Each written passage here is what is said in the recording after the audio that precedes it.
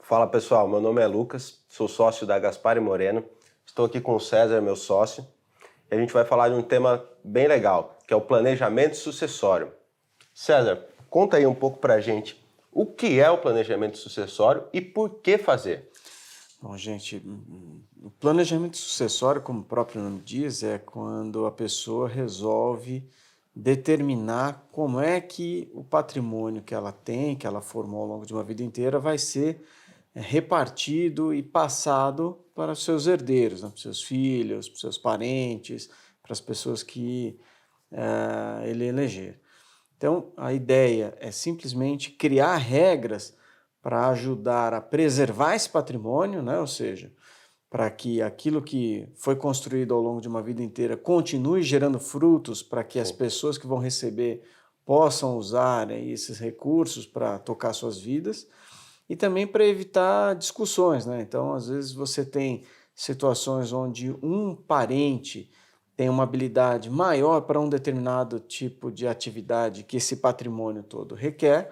Então, o ideal é você já deixar aquela pessoa ali com aquela função e deixar os outros parentes todos participando daquilo, mas evitar aí o desgaste de uma disputa por uma posição qualquer que seja, no patrimônio, nos negócios ou nas decisões que tem lá. Esse assunto que você tocou é bem importante, porque não é comum que as pessoas façam esse planejamento sucessório, né? Acaba indo tudo para o inventário.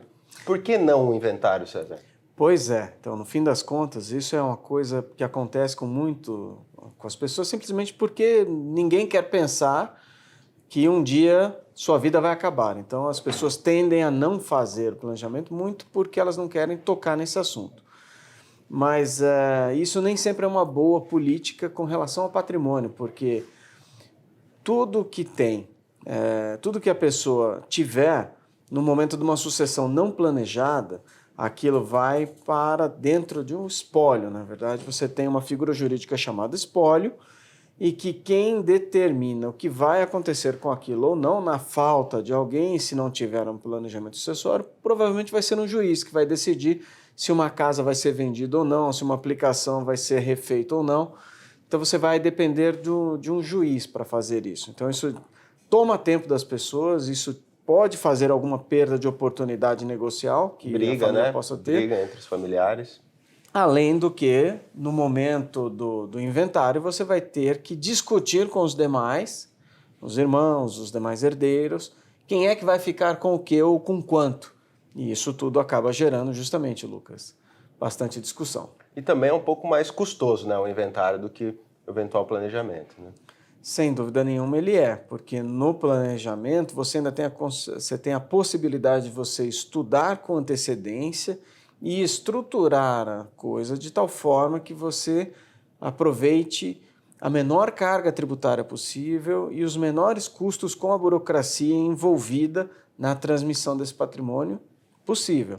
Enquanto que quando você vai para o inventário, você já não tem mais escolha nenhuma, você vai pura e simplesmente seguir o ritual que está previsto no Código de Processo Civil, ou se for um inventário extrajudicial, aquele procedimento lá também, e isso tem custos que você não vai conseguir correr nem controlar mais, né? Porque a coisa já aconteceu. Exato. E agora vamos entrar um pouco nos instrumentos. Como operacionalizar esse planejamento sucessório? Bom, nós temos aí diversos instrumentos, Lucas, hoje em dia. Os mais comuns e os mais básicos são testamento, que todo mundo já ouviu falar, uma holding familiar, tem alguns tipos de seguros de previdência privada que podem ser utilizados para fins de planejamento sucessório, e você pode também ter o caminho da doação antecipada em vida. Esses são os quatro principais. Tem outros também que são elementos um pouco mais complexos, mais caros também, mas envolvem estruturas no exterior.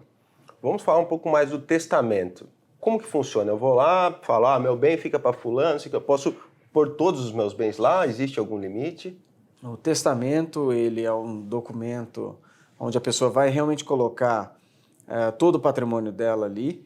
A única diferença é que ela pode usar ali para destinar alguns bens para alguns herdeiros, desde que você respeite aí determinados limites que a própria lei estipula, né? Ou seja, os percentuais que cada herdeiro vai ter, e você tem uma parte que chama de disponível e a outra que chama de legítima. A legítima é 50% do teu patrimônio que necessariamente vai para os teus herdeiros, né? Para aquelas pessoas que ganham o título de herdeiro.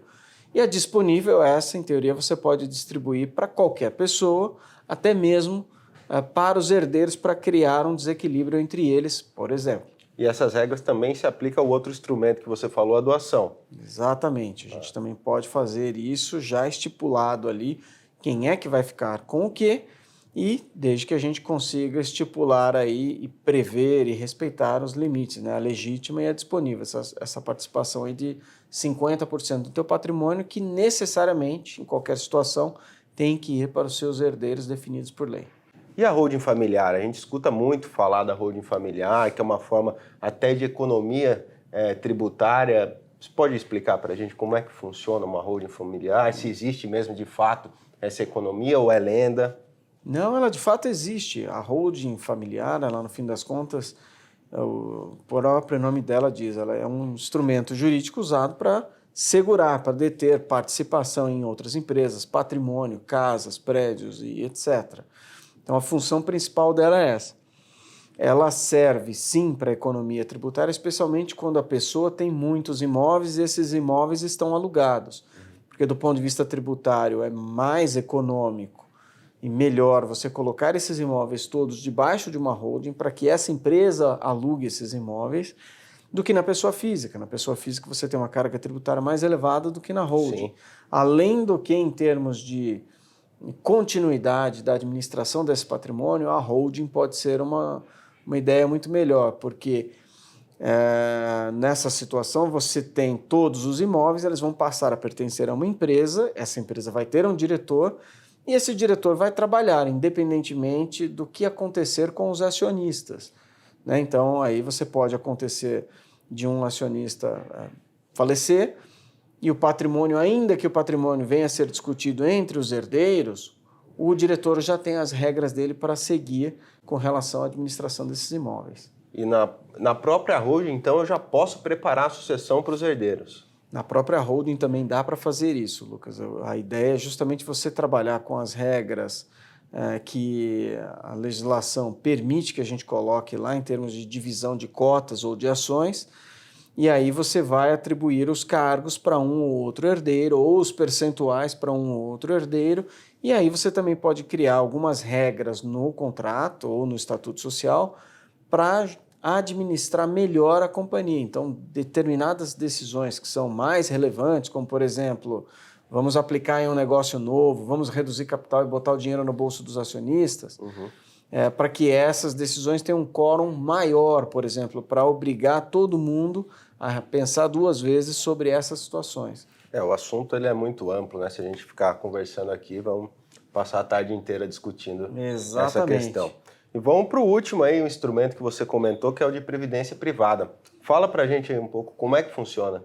Esses instrumentos, eles são normalmente oferecidos pelos bancos, então a gente fala sempre de um PGBL ou um VGBL, porque esses instrumentos eles servem justamente para você calibrar aí a carga tributária que a pessoa tem, a depender do plano, durante a vida ou após a transferência do patrimônio. Por que durante a vida? Porque desses dois tipos ele é dedutível do imposto de renda devido. Diferença que ele vai ser tributado depois, lá na frente, né? Quando você transferir, exatamente. E o outro não é dedutível, mas em compensação, quando você receber, você não vai ter tributado. E eles servem também justamente para você evitar a incidência e a cobrança do ITCMD, porque à medida em que esse produto ele é oferecido pelo banco e a pessoa faz um PGBL, ela transfere esse dinheiro e o dinheiro vai ser pago depois para o beneficiário como um prêmio, um sinistro, perdão, de um seguro. Sim. E aí ela não tem a carga tributária. É isso aí, Lucas. Então, acho que a ideia, a mensagem é para que o pessoal realmente pense aí na possibilidade de fazer um planejamento sucessório, Sim. porque ele, de fato, ele traz vantagens e traz benefícios para a família como um todo. Bom, é isso, pessoal. Se você gostou desse vídeo, já deixa aí seu joinha. Não se esquece de se inscrever no nosso canal e seguir a gente nas nossas redes sociais. Valeu!